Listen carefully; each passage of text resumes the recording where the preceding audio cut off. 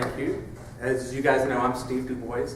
What you may not know about me is that I've got a wide variety of experience. I worked as a sous chef at Camp Wheat and Ceremony Conference Center in Live Oak. I also ran one of their kitchens for a summer with their summer camp. So I've got a little bit of experience around a kitchen, but most of my knife experience comes from being a Cutco sales rep, which means that I go to people's homes and do direct sales. I demonstrate the knives. If they like them, they get them. If they don't like them, we shake hands and go our merry way, and then I ask them to give me a list of 200 or 300 of their closest friends and relatives so I can go sell them knives. But it all works out well. After about 5 years of selling knives and going back and visiting with my customers later, I'm appalled that they have the best knives that they could get, and they have zero knife skills. They scare me to death. They've got super sharp knives, and they don't know how to use them. So what I thought would be a good idea would be for me to develop a class, just basic knife skills class, to teach people how to use those knives safely. And that's what I'm developing with the help of global leaders. I've done 2 5 to 7 minute speeches at Southside on this topic, and I'm kind of combining those today, so I should be somewhere around 10 to 15 minutes today for that on the time. Thank you. Let me give you a little bit of background on the knives that I'm using. These are called Cutco. They're made in America, and they are billed as the world's sharpest kitchen knives. They've been on Modern Marvels, they've been on Made in America, they've been on all sorts of TV shows. But 100% made in America, right up in Olean, New York. This is a chef's knife, and this is probably the go-to knife that most people are going to go with. And I'll be demonstrating that today. So why knife skills? A lot of people like, Steve, I've been cutting my own meat since I was 8. I know how to cut stuff. I've been cutting paper since I was in kindergarten. What's this knife skills all about? Well, if you've got good knife skills, it's going to do 4 things for you. 1, you're going to be safer. Safety is paramount. You're not going to cut yourself as much with good knife skills. Notice I didn't say you won't cut yourself ever with good knife skills. You won't cut yourself as much. The second thing is it's going to save you time. 90% of cooking happens before any heat is applied to any food. It's the prep time that's so consuming. If you can cut down your prep time because you have good knife skills, you're going to cut down your cooking time. It's also more enjoyable when you're doing something that you know the easy, quick way to do it, as opposed to laboring to do something. And of course, there's always the quality of the food is going to be better if you have good knife skills. For instance, if you're cutting carrots, and some pieces are big and some pieces are small, and then you go and cook them, some of those pieces are going to be more done than others. You're either going to overcook the little pieces or you're going to undercook the big pieces.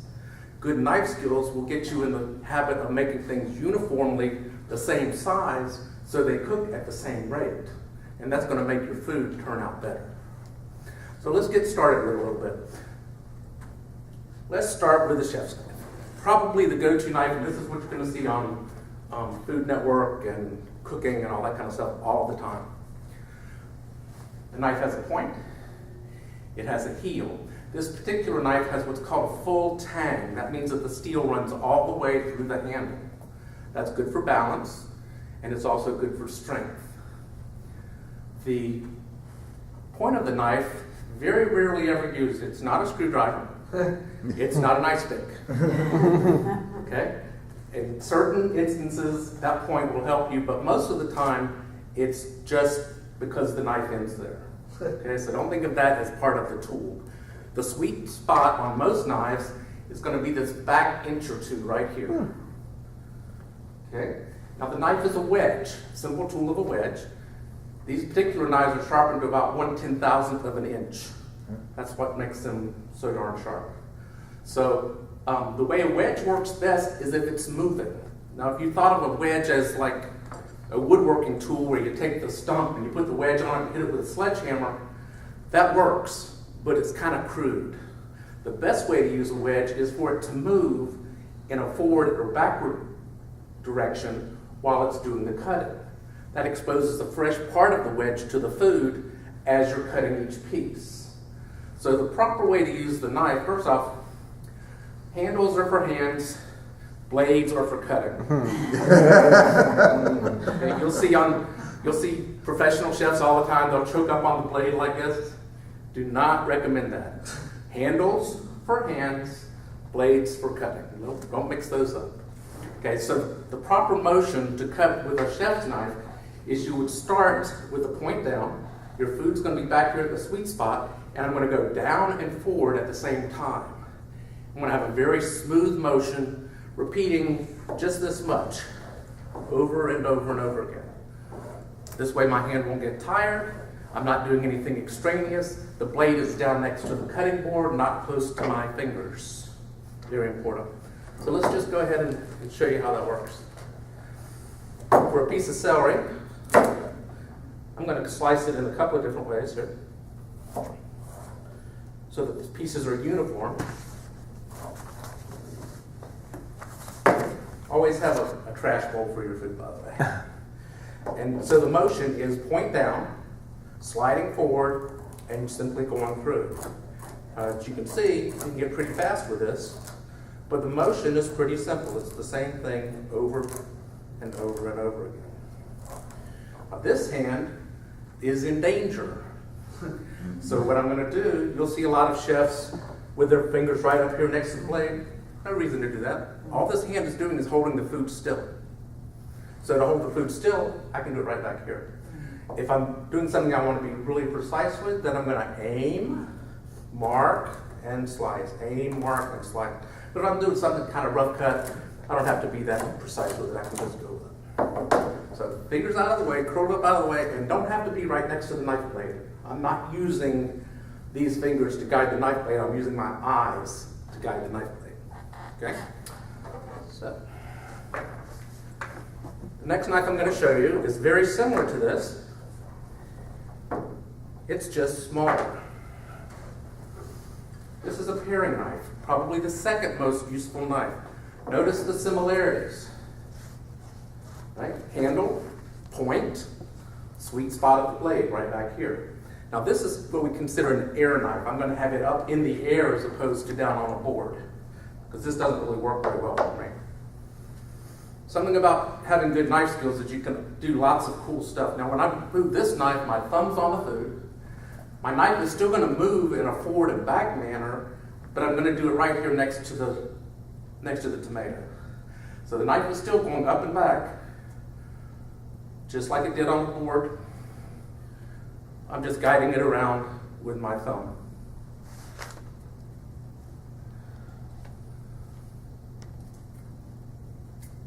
So, just like that. If you do a nice long stretch of tomato like this, you can roll it up and make a little rose as well. That's kind of cool. So the paring knife is an air knife. Up in the air, does all of its things. You can cut this way, but if you're cutting towards your thumb, be sure that your thumb is offset from where the knife is actually cutting. And it's always an up and down motion. Now, a knife will cut. If I had something on my table and I want to do this, it'll cut, right? But it's not as efficient.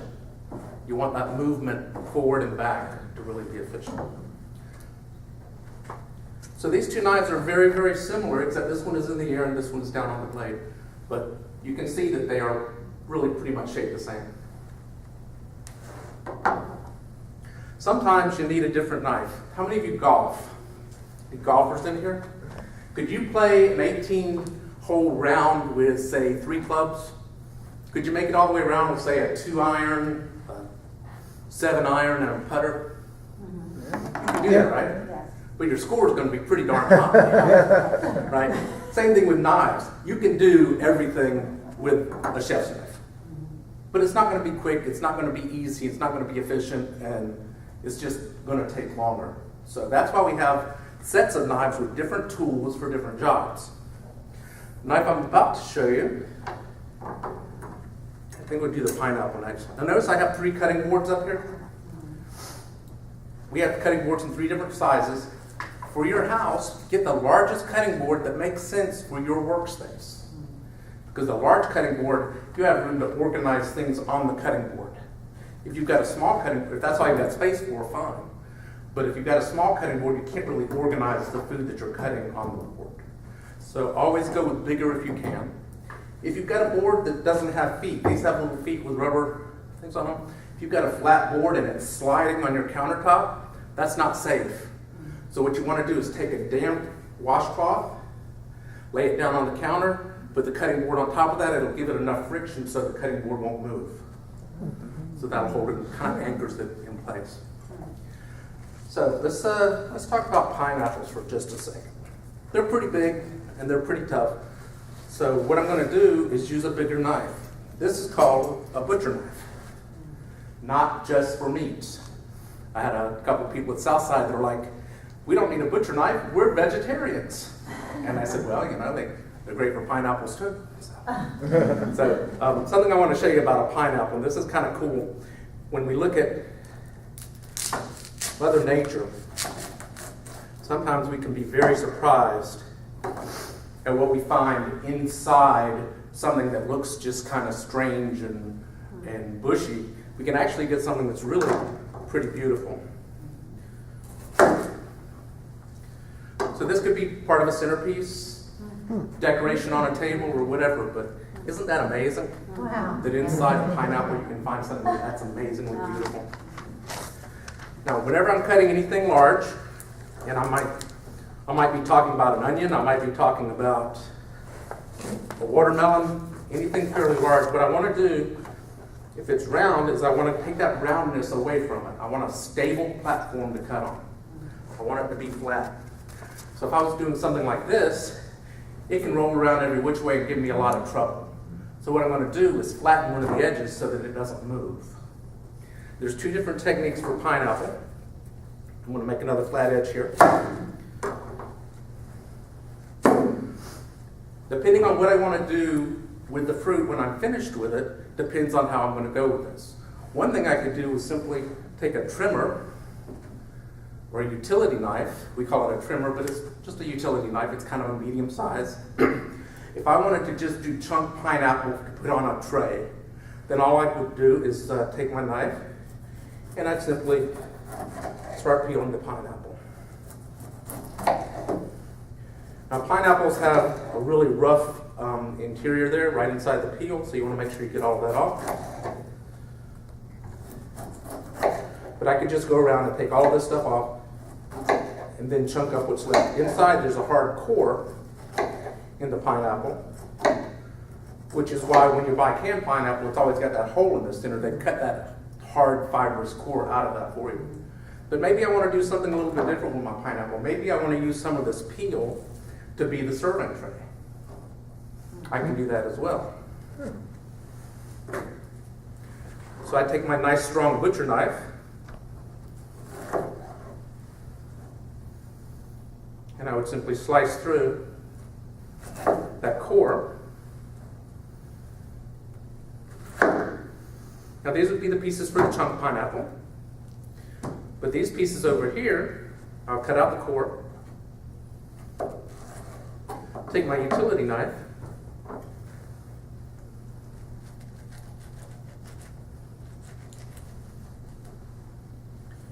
and right here I have a serving tray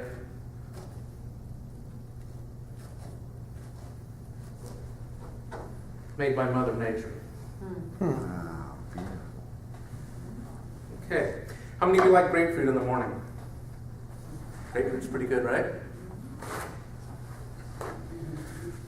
Grapefruit is kind of labor intensive to prepare. You cut it in half, you take a little knife and you go through each one of those little segments and cut it free, and then you take some sugar or whatever and put it on top, and a little cherry in the center, and it takes a good bit of time. So I'm going to show you a different technique for grapefruit. I'm going to go back to my utility knife.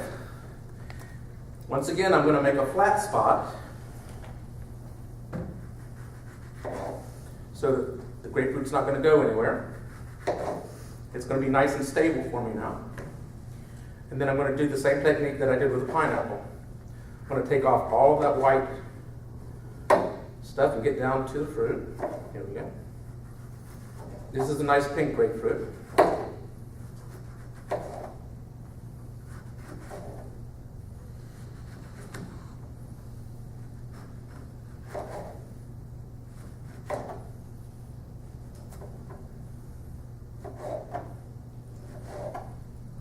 now, instead of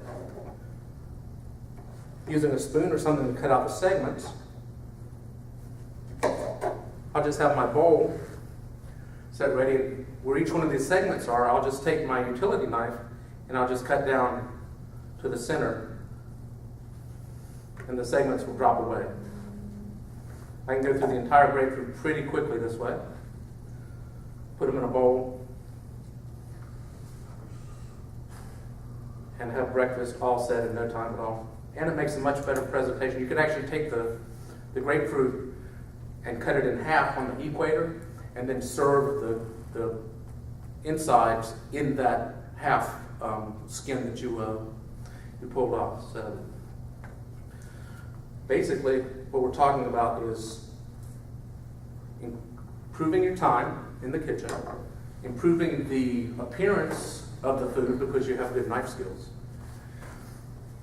saving you time, and being safer in the kitchen with your knives. Now, I do have a couple of other knives here. This is called a bird's beak paring knife. It's great when you've got something with a pit in it, like an avocado. Place that point right down on the pit and just run it around, and it slices all the way through. So special knives for special circumstances. If I were cutting something like a carrot, then there's a couple of things that I want to think about. Carrots are not completely cylindrical. They're smaller at the tip, larger towards the where the top goes. So how do I get same size pieces out of a carrot that's skinny here and thick here? The technique is, if I make it the same width, then it can cook evenly from both sides.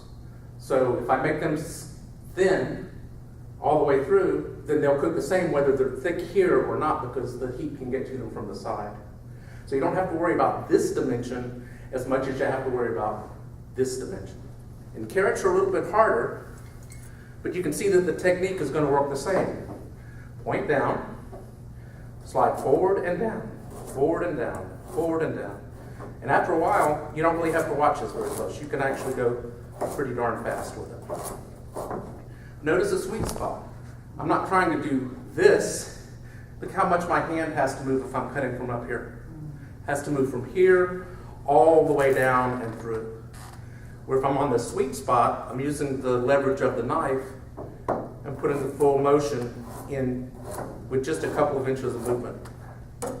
That way, home cooks don't have to worry about it too much, but professional cooks have to worry about repetitive motion issues because they're doing the same motion all day long. Using this technique, you won't have any issues with that. Okay? Are there any questions about what I've done so far? Yes, ma'am. I noticed you talk about professional as opposed to home. Mm-hmm. Does professionals, when they do that, do they use gloves? Gloves, usually. It depends on what you're cooking. If I'm cooking something that's going to be cooked, if I'm doing a raw vegetable that's going to go and be cooked or steamed, or something that's going to go in the oven, gloves are superfluous. If I'm playing with something that's ready to eat, that is going to go from what I'm doing onto a plate into somebody's mouth, glove. Okay? Yes? Are you on YouTube? No. Yeah. But I might be, who knows? You should be.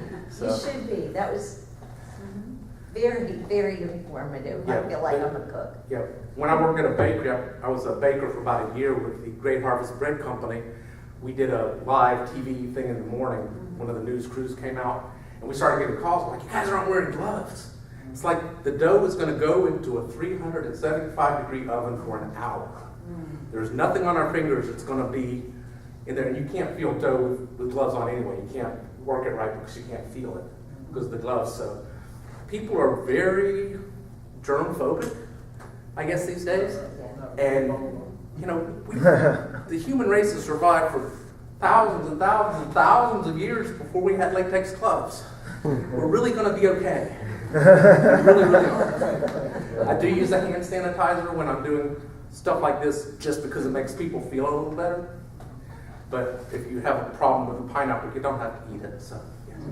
What would you say an average household should spend on a set of knives that will last them like I've got terrible knives, but if I were gonna go out and get the right knives, what would you recommend? If you went to some place like Williams-Sonoma, or something like that, a high-end place where you could find something like the Wusthof brand, or the Schön, or Global, or something like that, for a set of knives that's appropriate for a kitchen, with say 8 of the table knives or steak knives, you're probably going to spend something around $2,400–2,500. Okay? No, we're not. Because I do direct sales, I can cut that in about half for you. But yeah, a good set of knives. You're not going to get good knives down at Walmart for $89 for 15 knives. It's just not going to be good quality. One of the advantages of Cutco, if I can go into ad mode for a minute, is all our knives have a forever warranty. So if you pass these on to your kids, your grandkids, your great-grandkids, doesn't matter. If it says Cutco on the blade, or it has a special universal wedge lock handle that we are the only ones to make, then they'll sharpen it or replace it forever if it fails to perform just as good as new. So, you can buy cheap knives over and over and over again, and have dull knives most of the time, or you can buy really high quality and never ever have to replace it. But around $1,000 is something in that range is going to get you into a decent set of knives. Are you gonna pass out the pineapple? I'm sorry? Yeah. You have payment plans. Oh, sorry. Pineapple. I have toothpicks if anyone would like some pineapple or tomato slices or carrot, anything that you would like. So that's pretty much it. Unless you have questions, I'll go ahead and get the contracts out, press hard because it goes through 3 columns. I'll eat some of the pineapple and not. Okay.